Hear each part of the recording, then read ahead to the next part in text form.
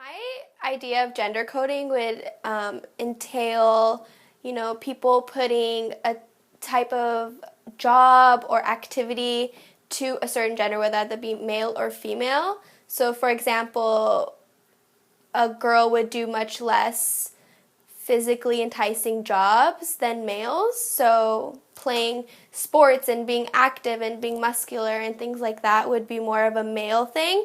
But going shopping and looking pretty according to society would be more of a female thing to do. Yeah, I have an idea of what it means. It's kind of like when you assigning different tasks to, male or female.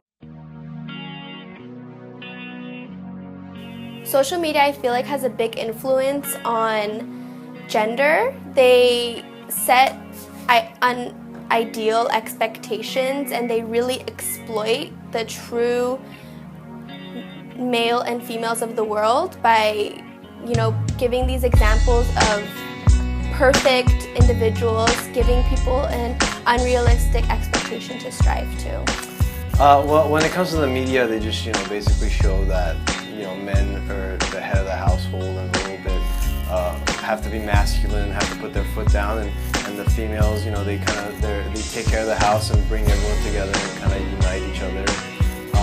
But also, in media, I've always seen that, the men are kind of cowardice to their wives as well. Different sitcoms and things like that, where you see certain instances where, the wife is actually, the head of the household, or the man can't do whatever he wants because, he's kind of scared of his wife. So I feel like men, it's okay to, be dirty and kind of be rude in a way, burp in public if they want to, But for women, they always have to be poised and put together and fit, but not too masculine looking.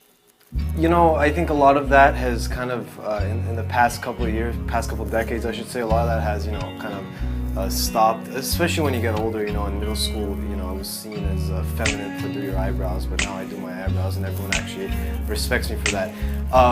But, I guess, staying home and taking care of the kids would be kind of deemed a little bit taboo, I guess, for men to do, and, women to get down and get dirty and gritty out on the soccer field or the football field or wherever is kind of, a little bit unacceptable. But like I said, a lot of that has changed. I think a big deal is how you grow up and your family, and definitely a lot of patriarchal families. Men are outlined one way, go to work, provide for your family, and women stay home and clean. And I think what maintains that is society. By society outlining what's okay for women to do and what's okay for men to do is continually facilitating these actions, and I think that it needs to stop. I mean, that's just been that's how it is. That's been the society, for a very, very long time. I don't think there's, been any change because it's just the way it is.